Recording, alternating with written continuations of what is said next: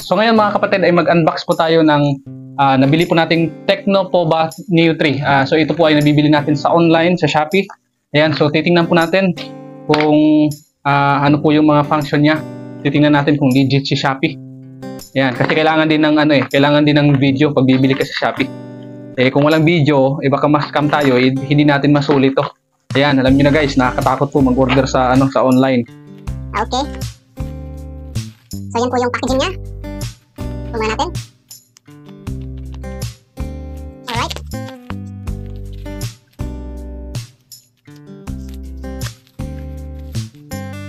So nakabubble wrap siya. So ayan na po yung ating Tecno Pova Neo 3. Ayan. So ang ganda dito kasi kailangan ko ng isang phone dito sa studio mga kapatid. Ayan, so bubuksan natin. Nakasil po siya. Ayan. So dito na nakikita tayo ng yung storage. So tingnan natin. Ano buksan? Ito dito.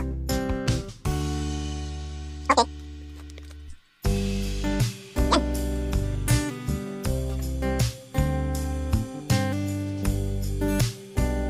So ito na nga ang ating Tecno Pova. Ayan. So dito rin nakalagay dito yung kanyang mga specs. And ayan. So titingnan natin. So yan, black po yung napili natin. So dito ang masabi ko ay talagang maganda yung design niya.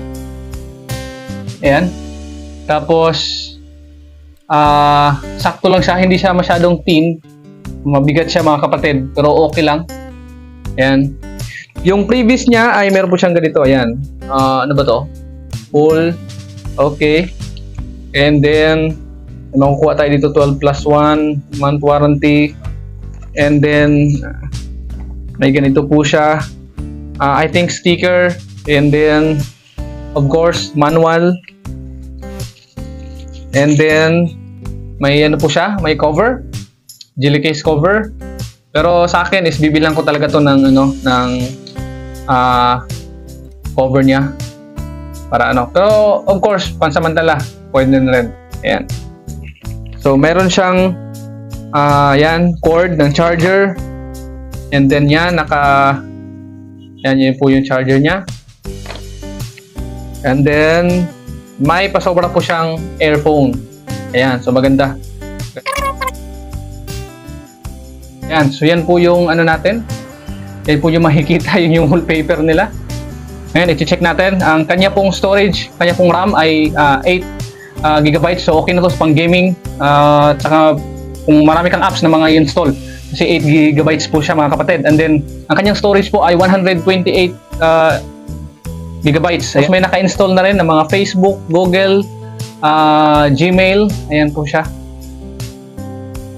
May YouTube na rin. May TikTok. Ayan, nag-install na sila dito pala. Okay, so may mga WPS na rin. Ayan, so ready to use na talaga siya mga kapatid. So yung camera niya ay 16 plus 0.8 megapixels. So yan. So yan po yung camera niya. Tingnan natin. Magbi-video tayo. Ayan, so ayan po yung video niya. Ayan. Okay. So, kayo na lang po ang mag-judge kung anong masasabi nyo guys. Ayan. So, ang kanyang back camera. Ititry po natin ang kanyang back camera guys. Okay. So, mag-selfie ako sarili ko. Ayan. Yan po yung ano niya. Yan po yung bali back camera niya. Ayan. Back camera ay yung dito sa rear camera niya ay ito yung 16. Ito pala yung 16 plus 0.8 megapixels, and then yung front niya ay 8 megapixels. So mag-selfie tayo dito. Tingnan natin.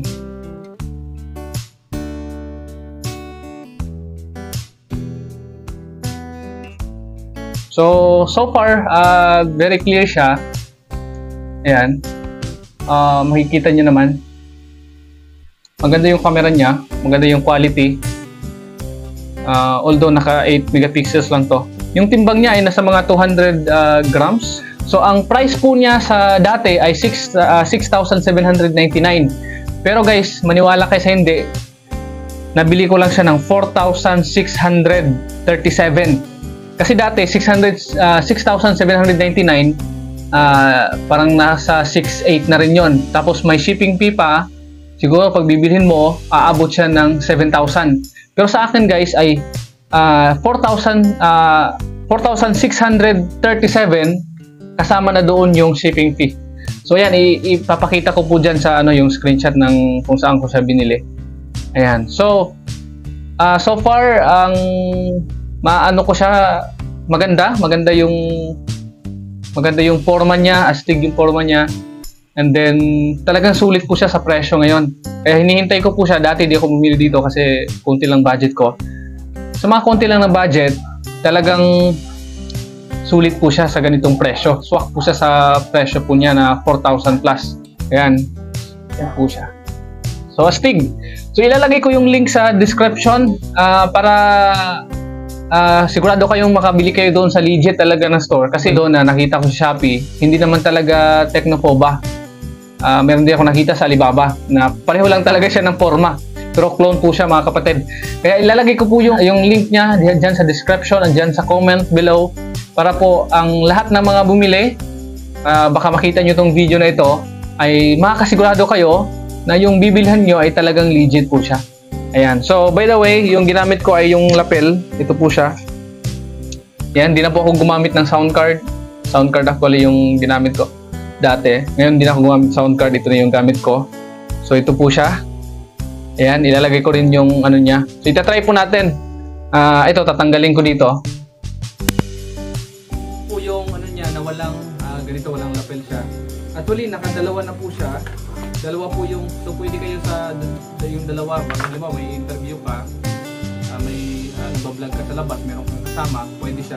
Yung dalawa yung sa microphone niya, tapos isa yung receiver niya, so ilalagay dyan. So yan po, okay, babalik natin.